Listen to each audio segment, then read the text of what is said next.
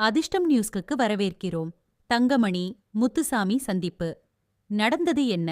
அதாவது, இப்போ இருக்கக்கூடிய அமைச்சர் முத்துசாமி, முன்னாள் அமைச்சர் தங்கமணி 2 பேரும் சந்திச்சிருக்கிறாங்க. அதிமுக அமைச்சர் திமுக அமைச்சர் சந்திச்சா திமுகவுக்கு தாவப் போறாரு. அப்படித்தான் செய்தி வரும். அப்படிப்பட்ட சூழ்நிலையில ஏன் சந்திச்சாங்க?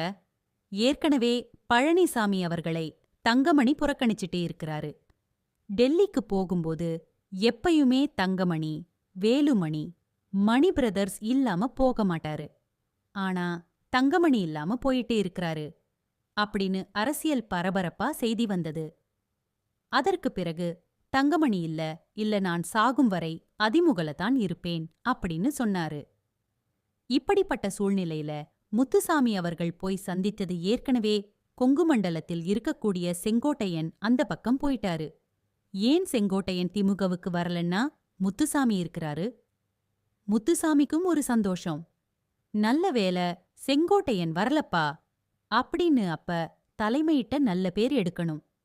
அப்ப கொங்கு மண்டலத்தில் இருக்கக்கூடிய தங்கமணிய தூக்கிட்டு வந்தா நல்ல பேர் கிடைக்கும்.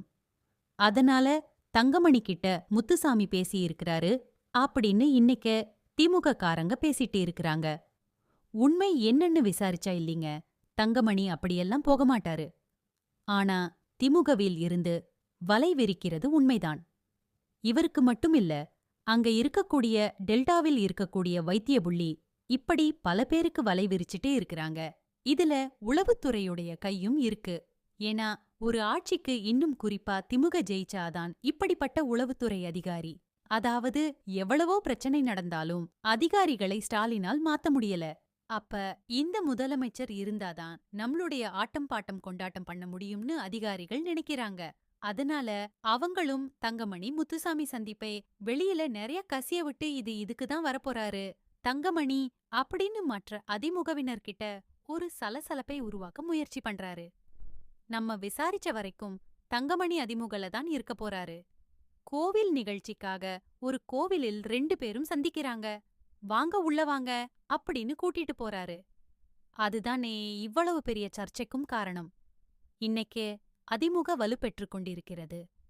வரக்கூடிய தேர்தல்ல அதிமுக ஜெயிக்கும்னு இன்னைக்கு அங்க இருக்கக்கூடிய முன்னாள் அமைச்சர்கள் நினைக்கிறாங்க. அப்படிப்பட்ட சூழ்நிலையில தங்கமணி போவதற்கான வாய்ப்பு இல்லை அப்படிங்கிற மாதிரிதான் தகவல். இதுல உங்க கருத்தையும் சொல்லுங்க.